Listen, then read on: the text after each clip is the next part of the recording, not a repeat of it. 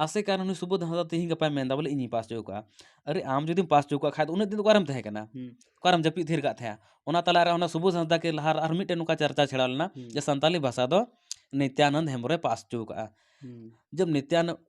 आपे नोआ गोटाय पे नित्यानंद हेम्ब्रम पास चो का से सुबोध हांसदा पास चो का से नित्यानंद हेम्ब्रम दो नितो दो बनुइते आपे संगठन खय दो उन्हें पचो किदे नितो दो सुबोध हांसदा पे सेलेद किदे नोआ रदा। जोहार गे सनाम को आरहों नवा लेकानते नवा कथा आयमा लेकान सोशल मीडिया रे वायरल हजूक कना वायरलोग कना जो बोले निया अबो संथाली भाषा अकोय पास चोलदा सबोत गोंके पे नेल बड़ाव कदे नी मेंदा बोले इन पास चो कदा आल सलखन मुर्मू मेंदा बोले निया दो इन पास चो कदा आदो अंगरे जोहार सानाम को मा जोहार गे और मा बबलू टुडू जी आम जोहार गे इन पास्टा से खय जोहार जो निया आयमा सोशल मीडिया वायरलोग कना जो बोले निया संथाली भाषा जो सबोध गोंके मेंदा बोले इन पास चो कदा सलखन मुर्मू गोंके मेंदा बोले इन पास चो कदा निया करे नसे कथा तुलनाया बोले अकोटाय पास चो कदा आम सवाल के उनका नाम सवाल कदिया जे माने लांदायाम सेम चिकाया ठीक है नोआ दो पूरा गोटा दुनिया रेन हॉल को बड़ाया जे संताली पारसी दो 22 दिसंबर 2003 रे संविधान रिया 8वीं अनुसूची रे शामिल अकाना ओना साव सावते आरहों पिया भाषा शामिल अकाना बोडो डोंगरी मैथिली ओना भाषा शामिल अकाना ओना अनुसूची रे 8वीं अनुसूची रे और ओना भाषा दो अबुरन पारसी जितकरे दिसम गोंके सलखान मुर्मुआ आयुर तिगे नोआ दो शामिल अकाना जो उन जखे उनी दो 13वीं लोकसभा रे सांसद तहें लेना और उनिया आयुर तिगे नोआ दो पास अकाना और जहाँ नोआ जे चर्चा चला कना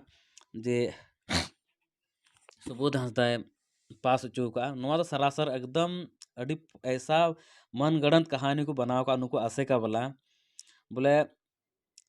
लाजा दरकार नुको दो नुकान होड़ दो लाजा मासे आम 22 दिसंबर 2003 रे भाषा पास करना उन जखे दोकार पे तहे कना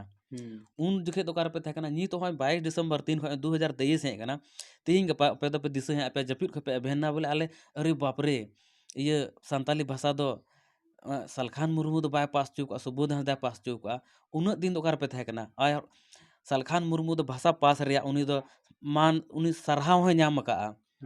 सनाम ए नाम का और संताली भाषा पासो रे रेल रोड चक्का जाम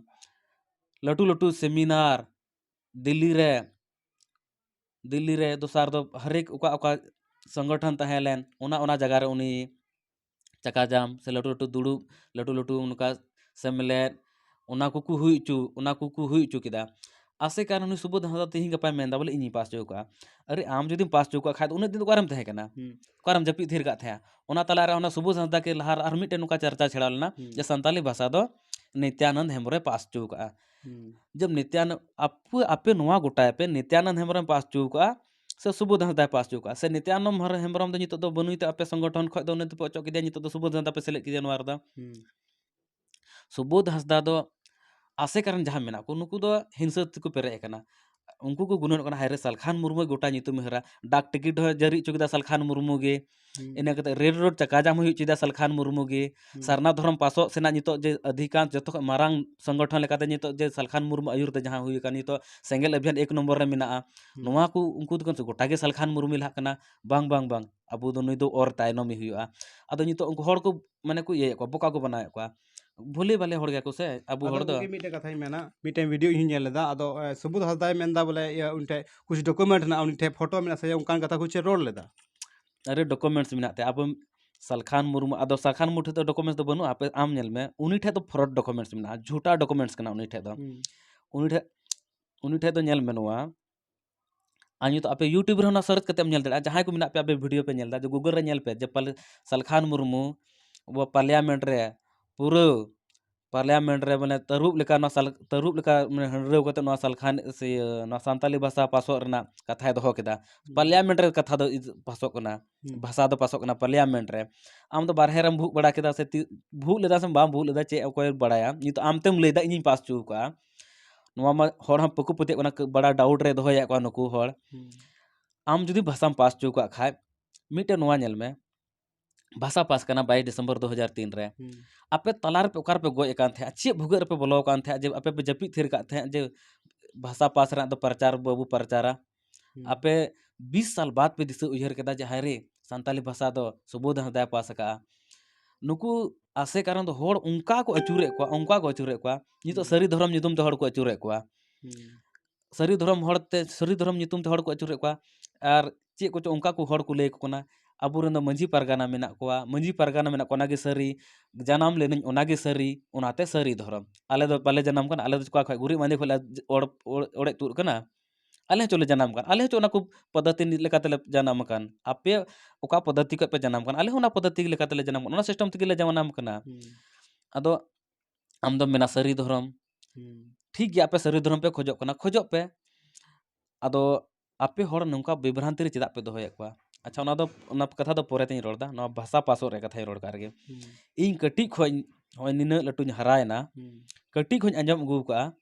जे संताली भाषा दो सलखान मुर्मू गोंके आयुरते पास कना और उनी गे पार्लियामेंट कथाय दोह केदा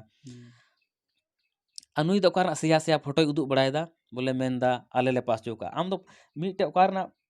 फोटोम उदु बड़ायदा अटल बिहारी सामने रे चिली को मंत्री लहारम दुड़ुब ना फोटोम खिंचाव के आर मेनदा नुई दो सुबोध हृदय पास चौका ओनाते तो बांग हुआ से भाषा पास रेना दो उना खो लहारे उनी मान सरहाव को एम चुका को दिया आम दो तायम तायम दम प्रचार बड़ायदा इन इयो का दिया नोआ दो मिटे हिंसा रना कथा कना अनुको आसे कारण दो गोटा को मेन बड़ायदा बोले सुबोध हृदय पास चौका सुबोध हृदय जदी पास चु लेखा तबे दो उन जुखे तो सुबोध हृदय चिली थाहेलना एमपी थाहे कना से एमएलए थाहे कना से नी तो चिली मिने उनी दो नी तो चिली हो बनुया मामूली आसे कारण मिटे कार्यकर्ता कनाय